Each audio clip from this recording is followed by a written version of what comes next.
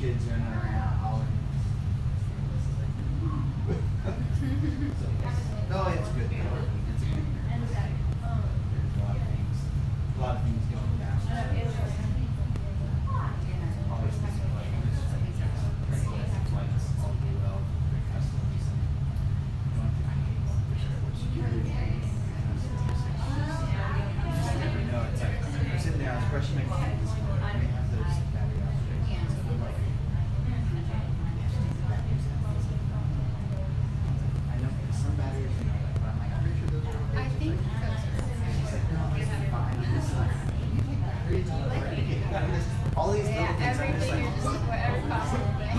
what about, you know, I think I've gotten all the knives taken care of. I mean, knives and other things. Constantly think about stuff, so it's good.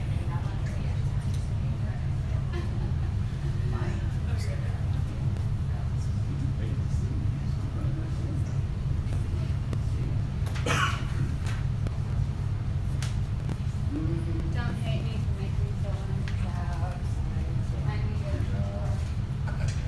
If she was a really good secretary, she would just fill it out for you and ask the I don't fill out the visitor slip. Here, I'll let you borrow mine.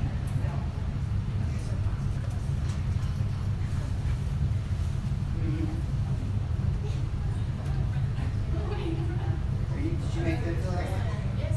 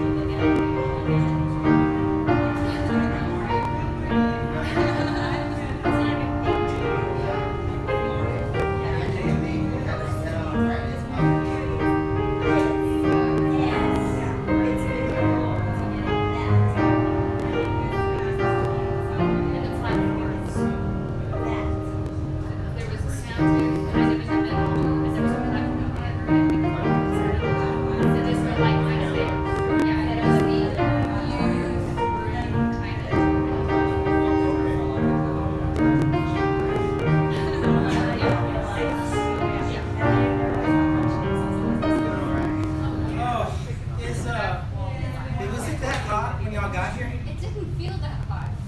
It's hot. It's feeling hotter now. It's warm. Morning. How are you It's doing? hot, mine. But It is very hot.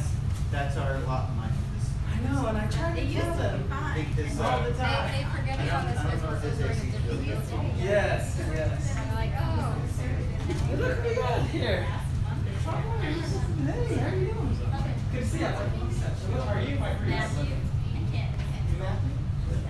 Can you see the family news outlets? Yes. Well, I see it myself. I was like, I'm sure you're family. Are y'all from Louisiana? What city y'all from? Fort Hudson / Jackson. It's in the middle.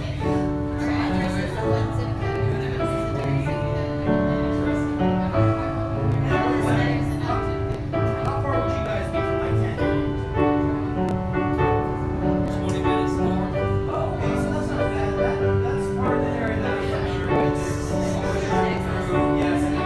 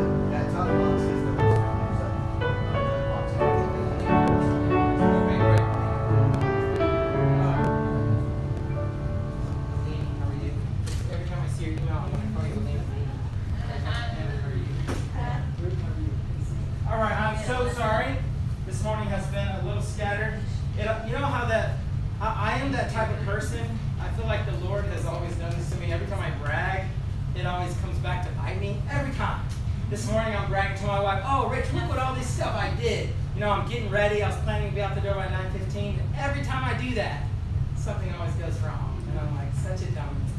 And we forgot something that was only for this morning, and so Rachel had to take Margaret all the way home. Get that? So it's been a little crazy. But we're going to get started. I'm happy to be here. So now Brother Bruner's going to come. This is a moment. You guys, I want y'all to remember this moment. This is Brother Bruner's last Sunday for a little while. And he's been a song leader for me for a long time, so he's going to come lead songs. And we're going to enjoy that, sing some songs. Brother Bruner, if you come, please stand. Turn to page 210. Page 210, we'll sing the first and the fourth. Saved by the blood.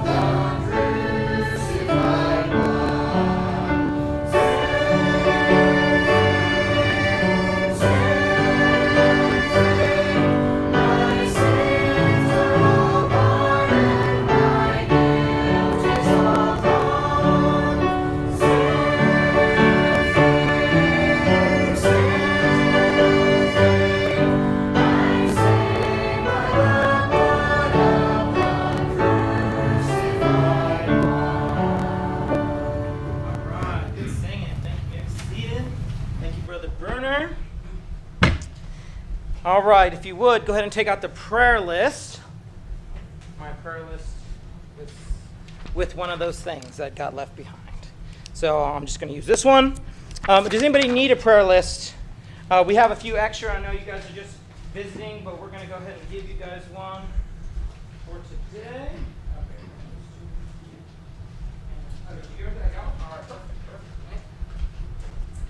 All right.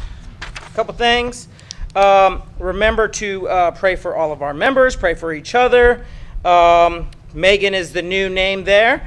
And so anytime we add a new name for the month, we add it and put it in bold there. So remember to pray for her now as far as part of your list. Remember the ongoing things. One thing that I did want to mention, I don't know if y'all heard, I think Pastor may have sent that out as an email, but Brother Heron has COVID.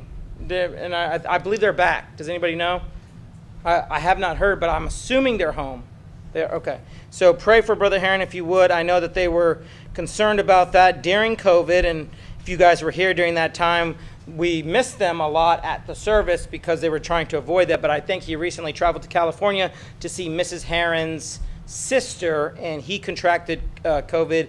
And also, if you would, pray that Mrs. Heron does not get it because she has many other health issues, one being COPD, I believe.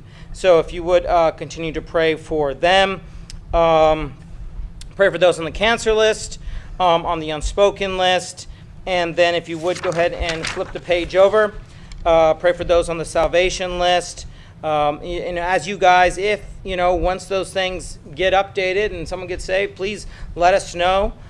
We would definitely want to update those things on this prayer list. Pray for those on the military and police list.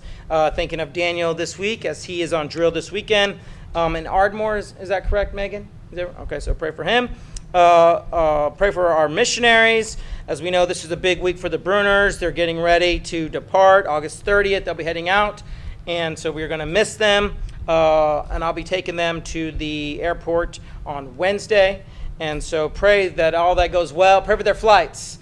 You know, I've always thought of short flights with a baby, but that's a long flight, or several flights. How many flights total? Is it 4? 3. Okay. So pray for them. That's a lot. And Noah's a lap baby. Is that correct? All right. So pray for them. That's a challenge, and I'm sure something that they, as well as all the other many things that they have to think about. So pray for them. It's going to be a big week for them. Be a blessing in any way that you guys can. Continue to pray for the Jordans. He will be here on Thursday, so the Jordans are coming in, staying at our house for a couple days, so they'll be in town. As far as I know, the Consfords made it okay. I think Pastor mentioned that. The Consfords, Gilbert, everybody made it to Ghana. Is that correct? That he mentioned that, I think, on Wednesday. And so praise the Lord for that, and then pray for other missionaries. And let's see. I don't have any other updates on those missionaries. I do have a couple new things, and Rachel had a few things, but she had to go take Margaret home, so they'll be back. But if you would, no update on the Suburban. That's still, Lord willing, maybe a week or 2 out from being repaired. And then my dad and I will fly to Ohio and drive it back, so pray for all that. But if you would, I haven't mentioned this yet. It's been in the works for, 8 months, but I hadn't mentioned it yet because I wanted to make sure everything was going to work out. But Lord willing, I'll be going to Cuba on a missions trip with my uncle's church, who I went to Ecuador with on the end of October. I think it's October 25th. And it's just a Friday to a Friday. So if you would just pray for that everything will go well. We won't have any, trouble. Obviously, you're going to a different country and a communist country and not an ally to the United States. And so it's a little bit different of a scenario than going to a place that's an ally to the United States. So if you would pray for that, that'll be October, that everything goes well. I would definitely appreciate that. All right. Anybody else have updates to the thing? Yes, ma'am. Melina. The computer at my work is working. It's working? Oh, so praise the Lord. So we can add that to the praise. And I'm sorry that I don't have everything that you guys gave me last week because it's in my thing at the house. So if I missed something that you guys want to update us, please do that, and we will update that. But praise the Lord, that computer got fixed. All right. Anybody else? Yes, sir. I have a praise. It's not final yet, but it appears that we found the vehicle. Oh. And Lord willing, tomorrow I'll be able to make the transfer of funds. Okay. Complete the sale. Amen. Amen. That's a big one. All right. Get a Land Rover? Land Cruiser? Oh, I got you. That you were telling me about, yeah. Every time you say Land Cruiser, though, I think of Land Rover, so that's why. It's not a Land Rover. Yeah. Anybody else? That's a big one. Praise the Lord. Yes. Yes, and I think it's a week after that. I need to get the dates. I don't have the exact dates. For Mrs. Becky and I actually be traveling in 2 weeks back to the States. Her daughter Morgan is here. And it looks like all the infections and things she's been dealing with are gone. But she still has the ESBL. They're hoping that it fades away, but it'll be an adjustment because she's been going back and forth between the field and the States. Right. Just for Morgan to adjust, but also I think it's been a lot on Mrs. Mack. I'm sure. She's been traveling this past year. All right. We'll be praying for her and for Morgan and their travel back to Africa.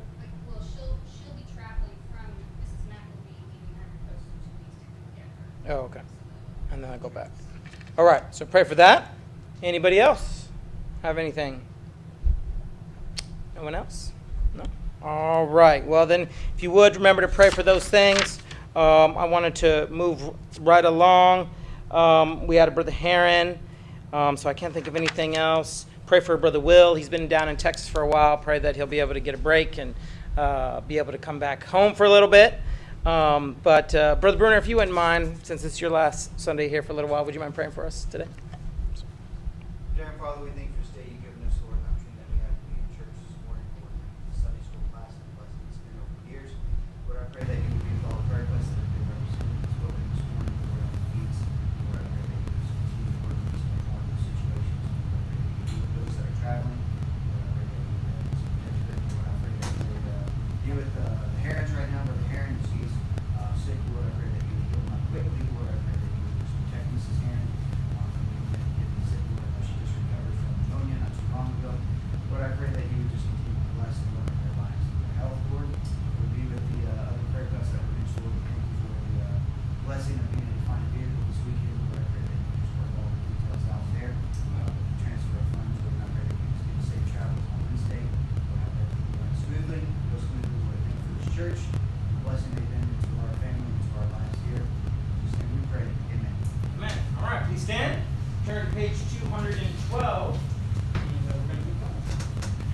All right, page 212, nothing but the blood. We'll sing all 4 verses. What can wash away my sins? Nothing but the blood of Jesus. What can make me whole again? Nothing but the blood of Jesus. Oh, precious is the flow that makes me white as snow. No other fount I know, nothing but the blood of Jesus. For my hardness I see, nothing but the blood of Jesus. For my cleansing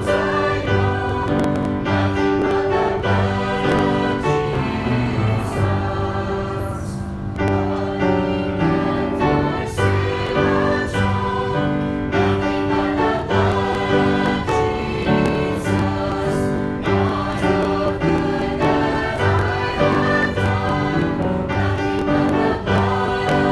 of Jesus. Oh, precious is the flow that makes me white as snow. No other fount I know, nothing but the blood of Jesus. And for sin atone, nothing but the blood of Jesus. Not a good that I have done, nothing but the blood of Jesus. Oh, precious is the flow that makes me white as snow. No other fount I know, nothing but the blood of Jesus. This is all my hope and peace, nothing but the blood of Jesus. This is all my righteousness, nothing but the blood of Jesus. Oh, precious is the flow that makes me white as snow.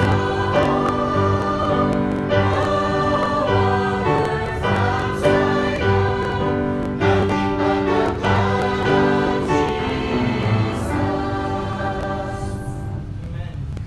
Sir, good singing. You may be seated.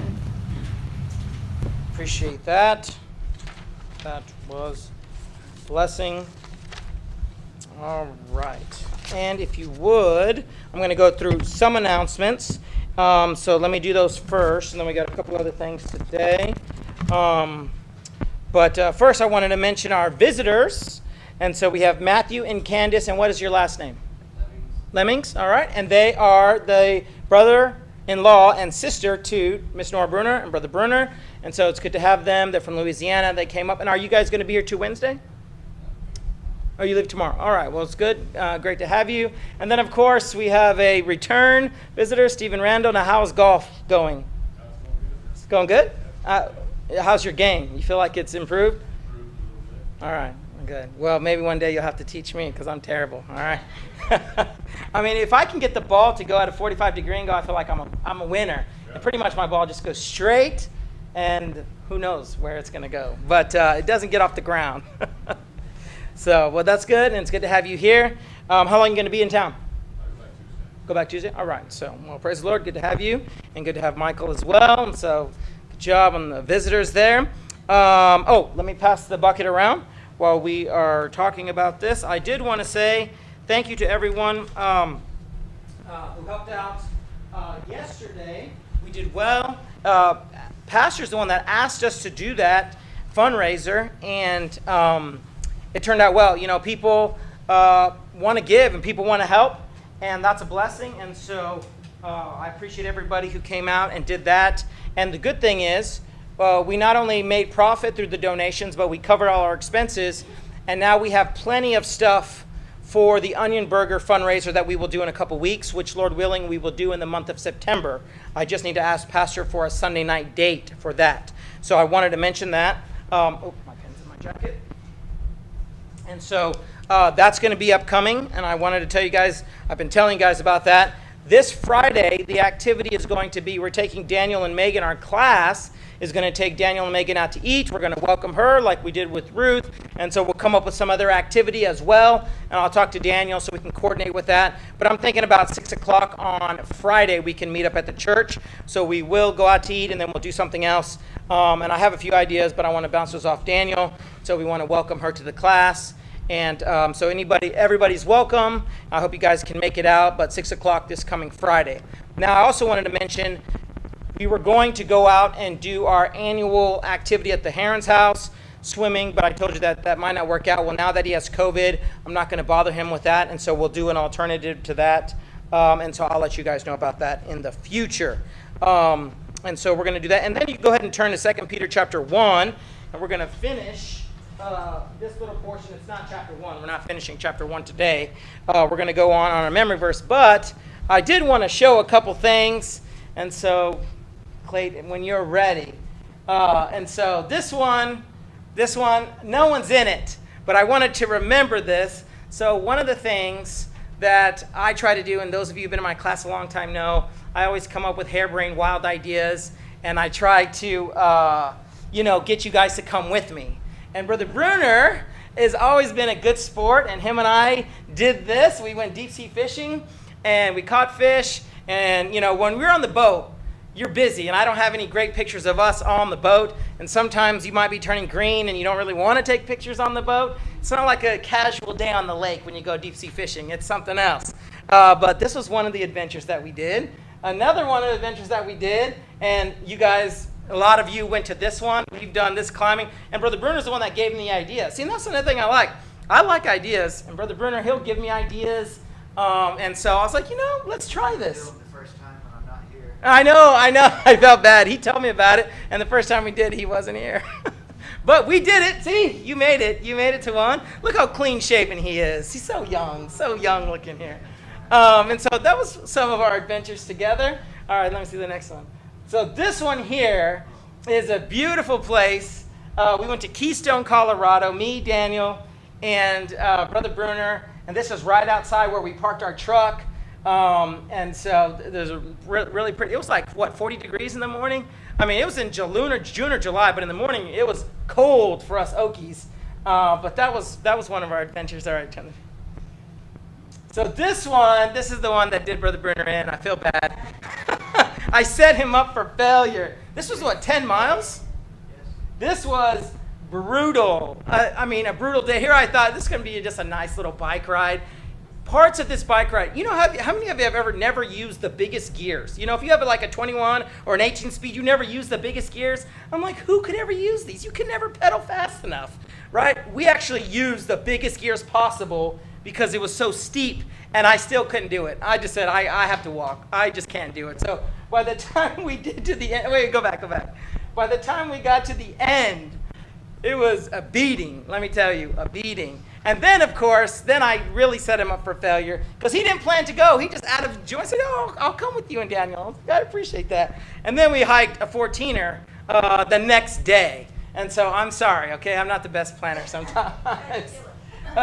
Is this the video? Oh, yeah. This is just a little video. This is the beginning, Caleb, the beginning. This is before we knew what we were getting into.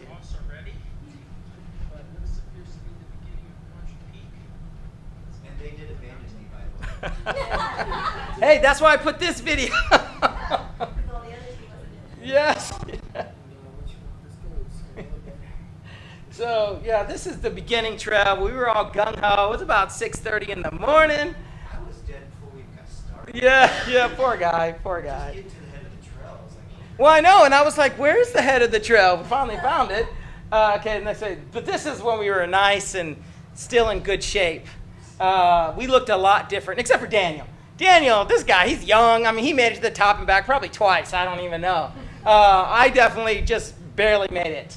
But we were young and happy, and before we began to sweat profusely. I've never sweat 3 liters in my life, but I literally took, the thing recommended like 2 to 3 liters of water. I took like 4. I drank every ounce of that and then was begging people for water. It's high elevation. And I'm serious, I'm not exaggerating, and I'm not a sweaty person. You can ask my wife, literally from head to toe soaked. And by the time I made it, I saw Brother Bruner, I felt so bad for him, I thought he was going to die. So this is before we died, all right?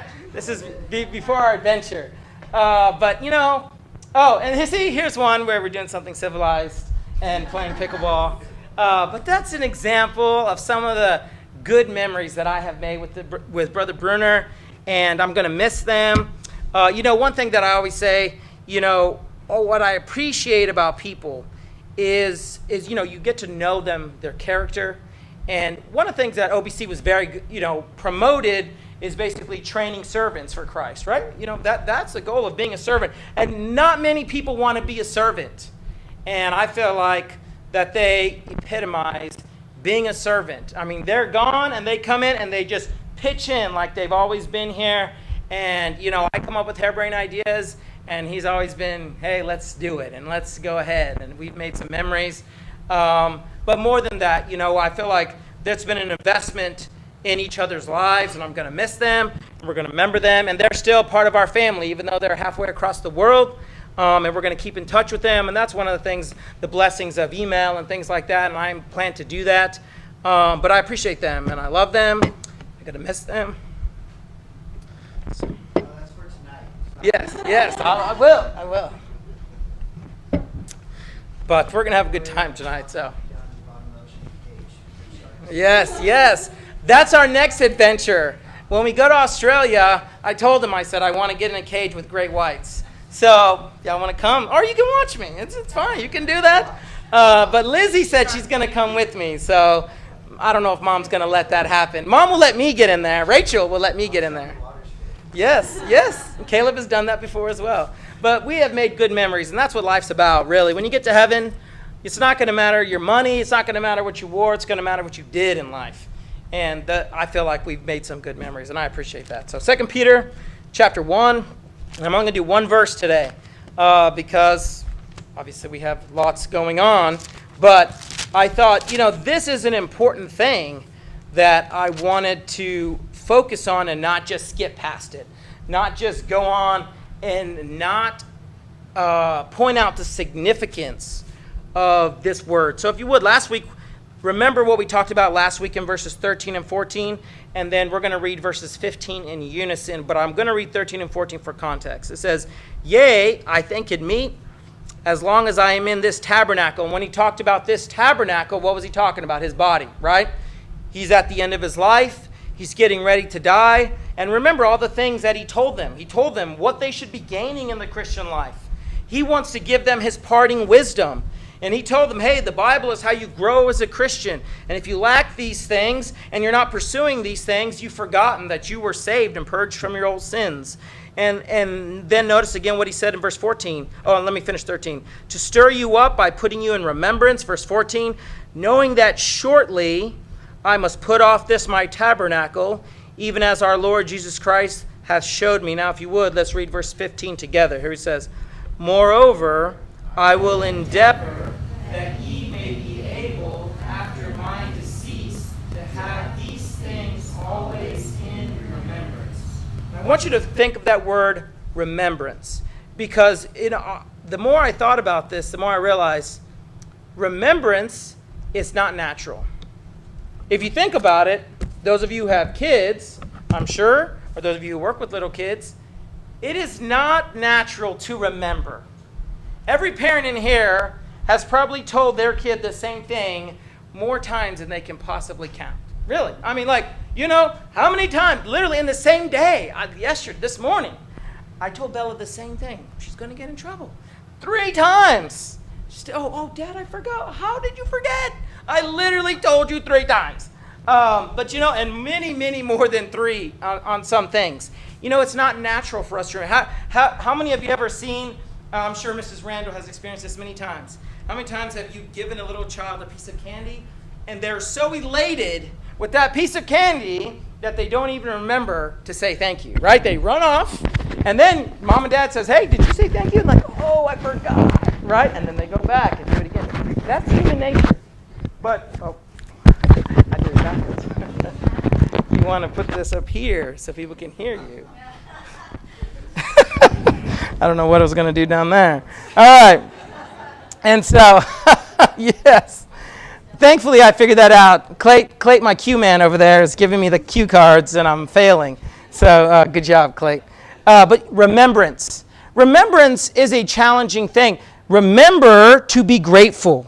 You have to train that in your children. Remember to do this or do that. And that is a challenge for us. And one of the things, you know how anything can become part of your life? How remembrance can become part of your life is to develop good habits. And that's really, as a parent, that's what we're trying to teach children. Like when I get up in the morning, I have learned this. I have learned, the best way for us to have success, and mom and dad not going crazy, not counting this morning, is, hey, when I get up or before we go to bed, okay, did you pack this? Did you pack this? Did you pack this? In the morning when we get up, did you brush your teeth? Did you find, I can't even tell you how many times my kids will be like, oh, I forgot to brush my teeth, right? You have to remind them. Thank the Lord you give it 2 sets of teeth, not just 1. And so that's good. That's a good opportunity. Hey, I failed on the first set. Hopefully I don't fail on the second set, right? But all of those things, reminding them and working that until it becomes a part of their life. Peter here is telling his church, don't forget these things, because at the end of his life, you know what he wanted from them? He wanted them to remember all of the things that he taught them, all of the things that he invested in them, and make it part of their life. That's really what it's about. I look back at people that have taught me. I think of my youth director. He was really one of those ones to give me some of the things that I teach you and talk to you about. Really, I learned from him. He motivated me, like I told you last week about the time where I was, flowery, apologizing, and he finally just stopped me, and he said, hey, don't tell me about it, show me. Don't tell me, show me. And I realized, you know what? That's right. I need to live by my actions that back up what I say. That's how I want to live the Christian life. It's okay, Lord, yes, I fail and I make mistakes, but let me get up and continue on in the right direction. As Peter just told them, hey, add to your faith virtue, and to virtue knowledge, and to all of these things. We have to remember to do that. And it's not just I remember today. No.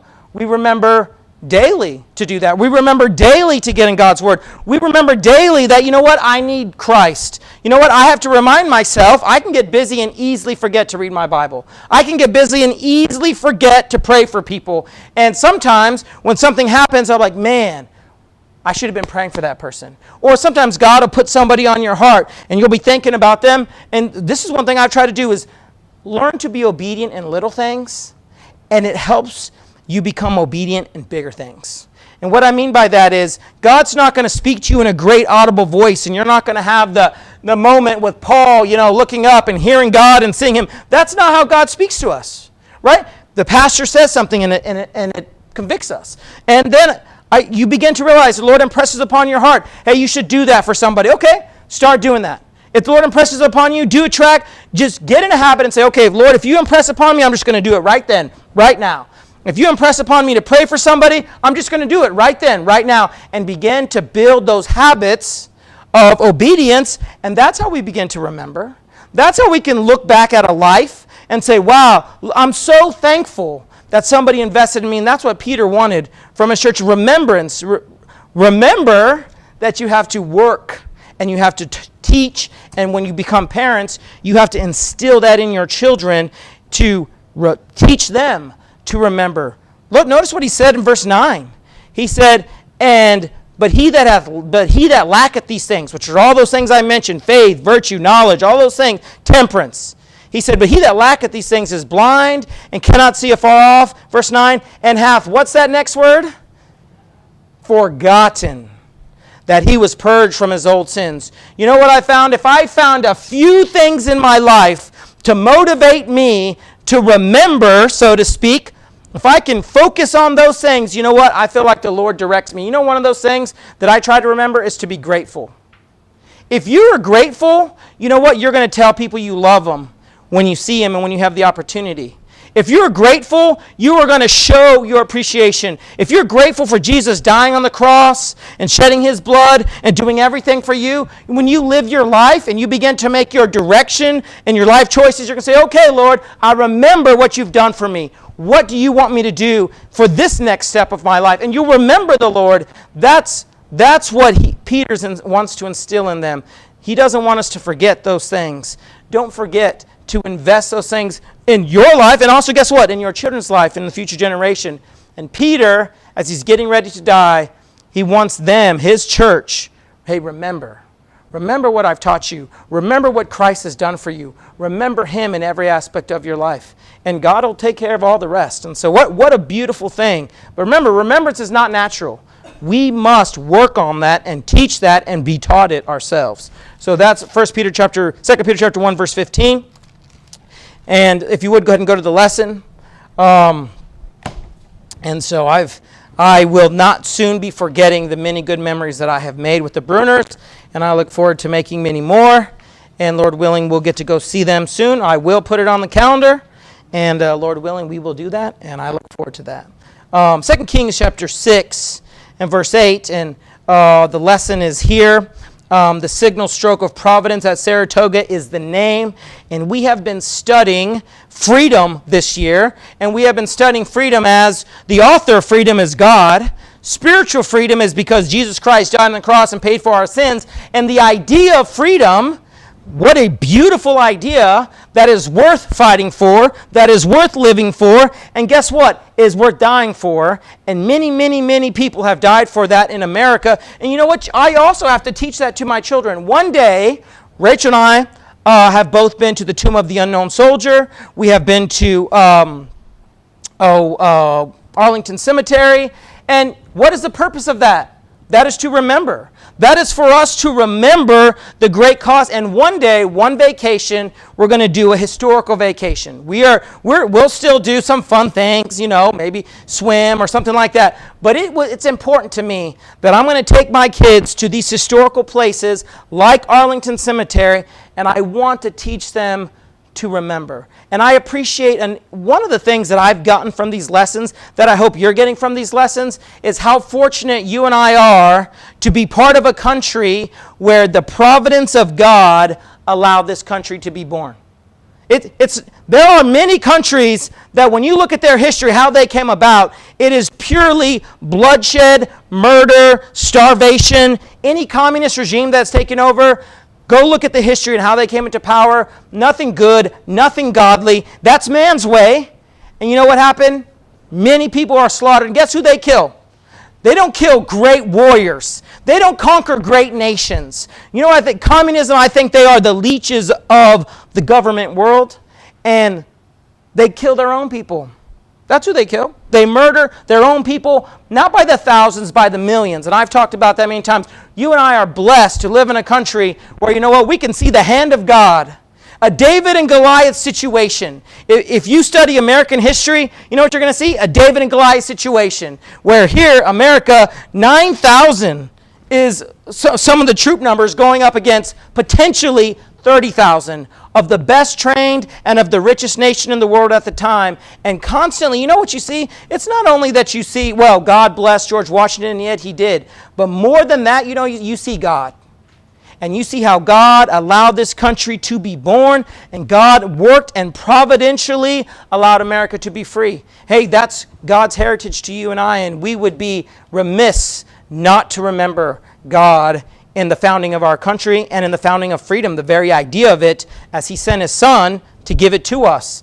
And all other freedoms are birthed from the idea of what he gave us. And it's always cost a great sacrifice. So here, we're going to look at this instance at Saratoga, where we can see the providence of God. But let's take a lesson from 2 Kings 6, 8 through 23.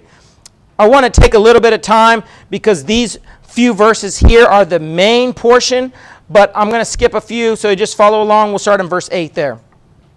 Then the king of Syria warred against Israel and took counsel with his servants, saying, in such and such a place shall be my camp. And the man of God sent unto the king of Israel, saying, beware that thou pass not such a place, for thither the Syrians are come down.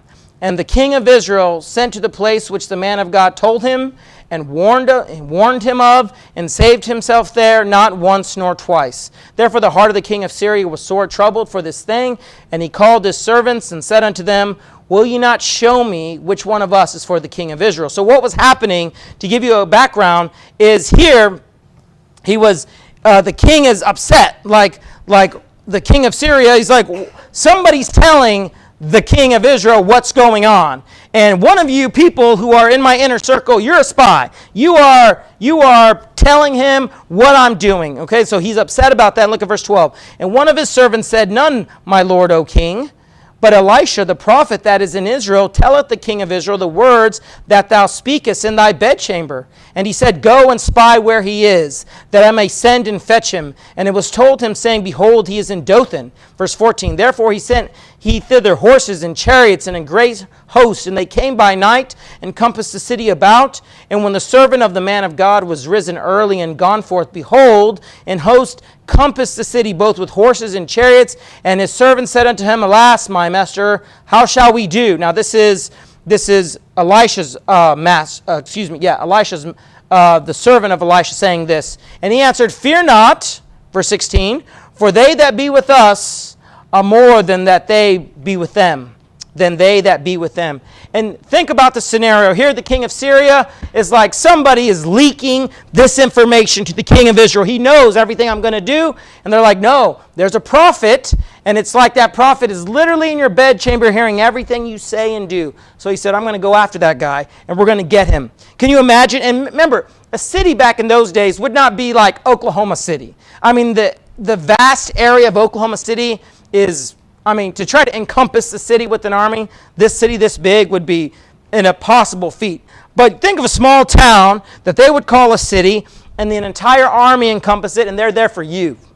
Why is this army here ready to destroy this? More people in that army than probably live in that little city, and they're there for you. And that's what Elisha was experiencing, and his master and his servant. Obviously, what is that not human nature? Would you not be stressed a little bit? You're like, oh, these guys are going to come kill us. And notice what Elisha says. And he says, Fear not, for they that be with us are more than they that be with them. And Elisha prayed and said, Lord, I pray thee, open his eyes, that he may see. And the Lord opened the eyes of the young man, and he saw, and behold, the mountain was full of horses and chariots of fire round about Elisha. And just think of the symbolism of that right there, because in today's world, we can often feel overwhelmed. Like, we can read the news and be discouraged. And I think there are many people who can be discouraged by the direction of America, by the things that God is allowing. And that's the other thing that we have to remember. God is allowing it to happen. I don't know why God's allowing these things, but he is allowing it. But we should take comfort in that if we are on his side. Because notice here, you know what is our nature? It's our nature to be fleshly. It's my nature, again, talking about remembrance, talking about building good character. It is my nature to get upset when things go wrong. It is my nature when, something breaks immediately. Is it not fleshly nature to be angry and, oh, how much is this going to cost? And Lord, why, right? That's human nature. But you know what? It also takes some remembrance that before I react that way, before I say something foolish, spiritual maturity, hopefully, is coming to your life. And the Lord says, okay, hold on. And we should say to ourselves, hold on. God knows. Have I prayed about it? Have I asked the Lord to help me with this? Have I thought to myself, maybe God has another plan? I use this as an example because really that's how I felt when Rachel hit that deer in Ohio. If I was 24, I would have probably been upset a lot. I would probably been, stressed out and all this. But thankfully, at 42, I've learned some things. And you know what I realized? I was like, wait a second. There's no reason for me to get upset. God knows. God allowed that to happen. And as Brother Bruner preached the very next day, and as I feel like the Lord impressed upon us, and Will and I talked about this as well, and several other people mentioned the same thing to me when I told them what happened, is you know what? God could be protecting you from something that you don't even know, because Rachel and I, we were going to go separate ways. I was going to go with Will back to Oklahoma, and Rachel was going to go to Pennsylvania, and maybe there was something happened that way that we don't know about, and the Lord said, you know what? I don't want you to go that way. Maybe he's protecting us from something, just as we saw in American history, just as we saw how, last week we talked about the steps of a good man are ordered by the Lord, and we see how the Lord worked out, that amazing historical significance of what happened with James, was it Madison? I always get James Madison Monroe. I think it's Monroe. That how he would have basically died if he not happened upon that doctor, and that doctor just happened to say, you know what, I'm going to go with you guys. I'm just going to go to war with you guys. I mean, that's a random thing, right? And God used that to save his life. Obviously, something that he thought was a tragic, but God worked it out. Jimmy, came across that book because he couldn't have his cell phone with him, and then he realized God was impressing upon him, saying, you know what? That book would be a good way to witness to that Jew. And he thought, wow, look at that. And he took that book and he went back, and he was burdened for that Jewish doctor, and he had an opportunity to present the gospel to him. Guess what? God can do the same thing for you. And when God intervenes in your life in a way that seemingly seems stressful or bad to us, take a step back and say, okay, Lord, what do you want me to learn? What are you trying to protect me from? Lord, what do you want me to do? And obviously, how many of you ever found a situation where freaking out made it better? You may tell me, like, freaking out just made everything better. Oh, it doesn't happen, does it? Right? You know what I learned? That's also another reason why you shouldn't freak out, is because it never makes it better. It always makes it worse, actually. And so, hey, you know what? That takes time, and it takes maturity, and that's what God wants from us. And see, this here is, you can see his servant would be a little bit scared and a little bit stressed. And Elisha said, Lord, open his eyes. Why? Because we think fleshly. And that's our natural place. Natural human nature is to think fleshly. And the Lord said, Lord, show him something spiritual. And he opened his eyes, and he got to see the heavenly host. And it is amazing. I remember hearing Brother Ross preach about Sennacherib. How many of you have heard? There's a poem. The Destruction of Sennacherib is a very famous poem. If you've never read it, it's amazing, and you should read it. But you know what's amazing about that story? Is how many thousands of troops are wiped out at Sennacherib? And you know how many angels God sent to kill all those troops? Does anybody remember? One. Just one. Read the story of Sennacherib. God sent one angel and killed a whole army.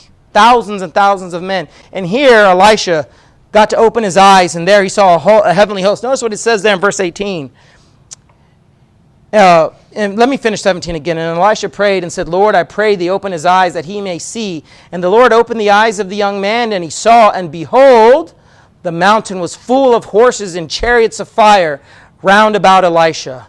And when they came down to him, Elisha prayed unto the Lord and said, Smite this people, I pray thee, with blindness. And he smote them with blindness according to the word of Elisha. Verse 19. And Elisha said to them, This is not the way, neither is this the city. Follow me, and I will bring you to the man whom ye seek. But he led them to Samaria. Verse 20, and it came to pass, when they were coming to Samaria, that Elisha said, O Lord, open the eyes of these men that they may see. And the Lord opened their eyes, and they saw, and beheld, they were in the midst of Samaria. And the king of Israel said unto Elisha, when he saw them, My father, shall I smite them? Shall I smite them? And he answered, Thou shalt not smite them.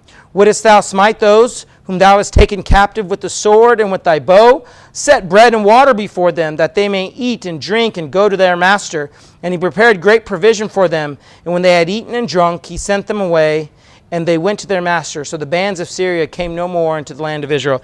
Again, we see how spirituality and responding spiritually to a situation is always better than fleshly. Because notice what happened here. After Elisha opened their eyes, Elisha prayed and said, Lord, smite all these people with blindness. And they were blind.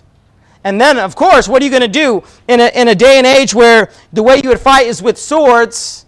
How are you going to fight somebody that you can't even see, right? And so what did he do? He said, no, they rounded all these men up, and they took them, and they didn't know where they were going. And Samaria was under the king of Israel. And that entire army ended up being in Samaria. They were led there because they were blind. They realized they were captive.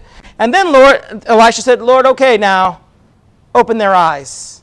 And imagine their shock. They kind of got to feel the reverse experience. And now here they are in the enemy land, surrounded by the enemy. And the king of Israel said, oh, Elisha, let's kill him. Right? Hey, Lord's given us these. And notice here, then the spiritual response was far better. Elisha said, no, we're not going to do that. Set bread and water before them in verse 22, that they may eat and drink and go to their master. And notice the result of showing kindness to their captives. Notice what happened. Notice the end verse in verse 23. And prepared great provision for them. And when they had eaten and drunk, he sent them away, and they went to their master. Notice that last phrase. So the bands of Syria came no more into the land of Israel. God, who gets the victory from that? Who gets the victory? The glory from that victory? Only one. Only God. Right? Who can just say, be blind? Who can call a host of thousands of angels, of chariots of fire? Only God. Who can lead these men into enemy territory and then them not be slaughtered? That is only through the influence of God and God's man and people willing to say, okay, we're going to follow God's plan as he is delivered to us from God's man. And because of that, they had peace. That's a beautiful story of how God won the day. You know what? In American history, there are many, many instances the very same way. If you would turn the page to page 2. Because this is so long, I really am not going to be able to read the whole thing, but I'm going to try to summarize it, and so that way we can try to get to the end. What I want you to see is God's providential hand every time here. If you have never read a book on the American War for Independence, one book that I would recommend is The American War for it's the Politically Incorrect Guide to the American War for Independence. And I listened to it on Audible. On Audible. And it, no joke, the best book that I have ever read or listened to on the American War from beginning to end. It helps you see the entire thing. And really, I learned it better that way. So well written. Larry Schweikart and Michael Allen put it together. Amazing story. Here's part of that story. And basically, I'm going to read a few paragraphs. Look at the top of page 2 there.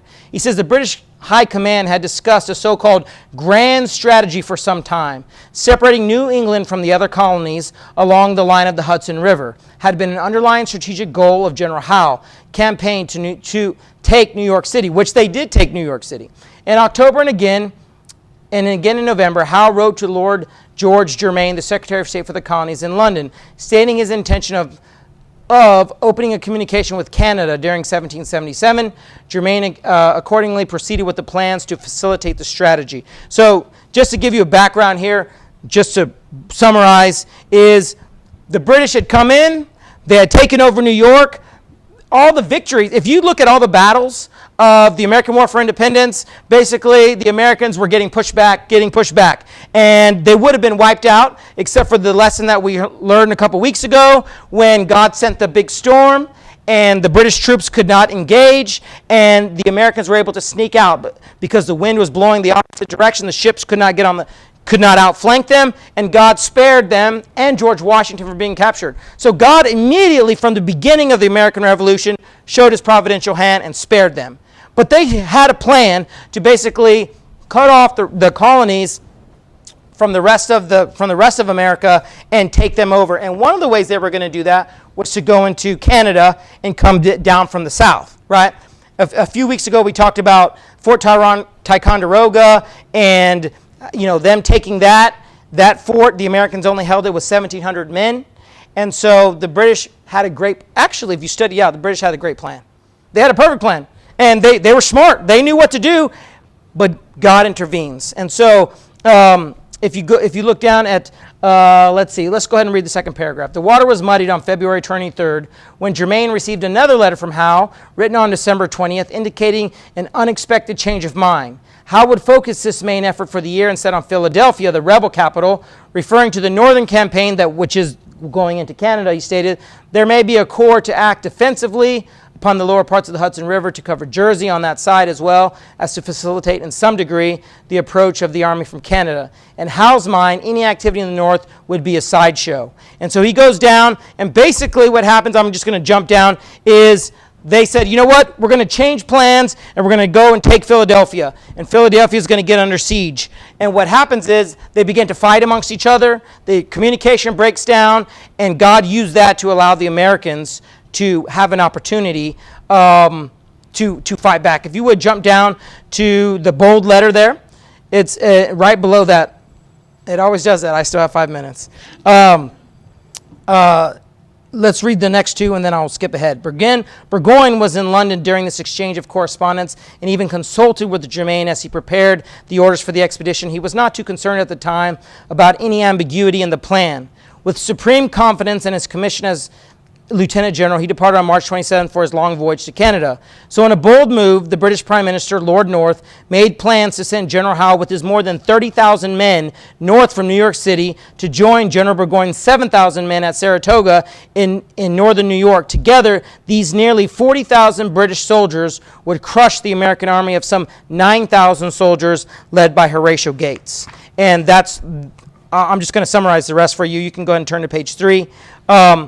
And there, so basically you could see 40,000, 37,000 versus 9,000. That's what was going to happen.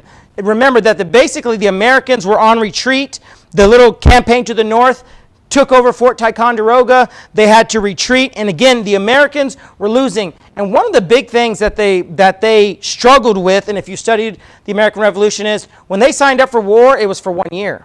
Now, if you sign up for military today, it's 4 years and 4 years, it's a total of 8 years. And some of them are active duty, some of them are inactive, or some of them are all reserves, but it's an 8-year commitment from the beginning, right? That's one of the problems they had is 1 year, and remember, everything moves slow. It's not like you could just drive your tank down the road and take over a city. You had to move horses and you had to do all of this. So Washington was constantly losing troops. Every month, troops are going out the door and they were have a hard time recruiting. And think about how recruiting would go. Hey, we're losing every war, but come join our battle. That's not a winning motto, right? You know, how many of you ever seen some of those Marine commercials from back in the day? I don't know if you guys, but me as a kid, I was like, that is awesome. You know, they show all these guys storming a beach and they're painted and they're, you know, they come out of the water with their guns. It's like a movie, you know, and that guy with the real deep voice, what would he say? He says, the few, the proud, the Marines. You know, I'm like, man, I want to be one of those guys, you know. That's a good recruiting tool. Today, I see some of them and they're like, here, come type it, wherever. I'm like, okay, that's not very exciting. But, you know, that's a difference. Think about how they were trying to recruit people back in the day, and they were having a hard time. And here at this moment, and I'll just skip ahead and tell you what happens at Saratoga. Obviously, we're here, so we know what happens. But is all the British troops, they communication broke down. They were winning. America was discouraged.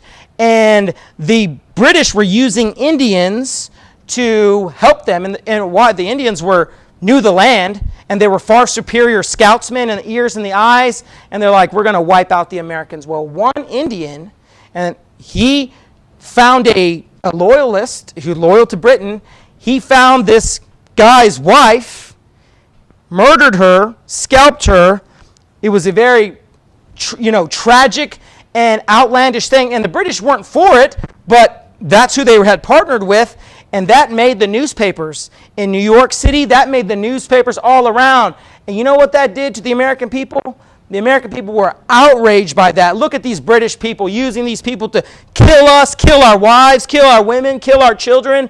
And people got angry about that. And people say, you know what, we're not going to let that stand. And people started joining the Americans. And what was happening is the troops are coming to Saratoga. And it was one of those moments to where we either beat them now or we may forever never win. And that's what General Horatio Gates realized. So before, and I forget the name of the general, I think it's Germain, and you can read the whole story there. Before the reinforcements got there, he realized, you know what, we are going to have to give everything we have. And he committed all of his troops. And they fought for, solid fighting, nonstop, both sides struggling. And at the end of the battle, the Americans held the British back. They didn't wipe them out. The British still finally had overpowering men, and what they realized was they blocked them and they stopped them from pushing their army out of the way and from destroying them. And that's when the Americans began to realize, you know what? We can win. We can beat the greatest army in the history of the world. And they saw their ferociousness in their fighting. You can read the story how he talks about how they were impressed at how the American soldier, that's what I appreciate about American soldiers is you didn't have to shoot them in the back like the Russians did. That's how the Russians fought World War II. You know how the Russians fought the Germans in World War II? Is they would send their troops, half of them with no guns. So when your buddy died, you picked up his gun because they didn't have, that's what communism gets you, by the way. And then you keep charging. And if you got beat and y'all started returning, you know who they would waste their few bullets on? killing their own soldiers as they were retreating. That's how Russians, motivated their people to war. That's not how Americans, you can read so many story after story after story of men giving their lives for their buddies, for their friends, for their country. You can't stop the heart of a volunteer, and that's what happened that day. And when they won, they realized, one, they realized God helped them win, and two, they realized they can do this. With God's help, they can accomplish that. And that was one of the turning points of the war, is the Battle of Saratoga. And again, I don't have time to do it justice. This lesson's 11 pages. But if you read that, you will see, and there, time and time again, just like the story in Elisha, is God gave the victory. God gave the victory to Elisha. God gave the victory over Syria. And guess what? God gave the victory to America to give you and I the freedom that we have, and we should remember that, and we should be grateful for that. And that's one of the blessings of studying history, is to see how God intervened on our behalf. So let's pray. Dear Lord, thank you for today. Lord, thank you for everyone that's here. Lord, I pray that today will just be a... And for those of you, I text you guys something here a little bit ago who were on that text, if you would look at that.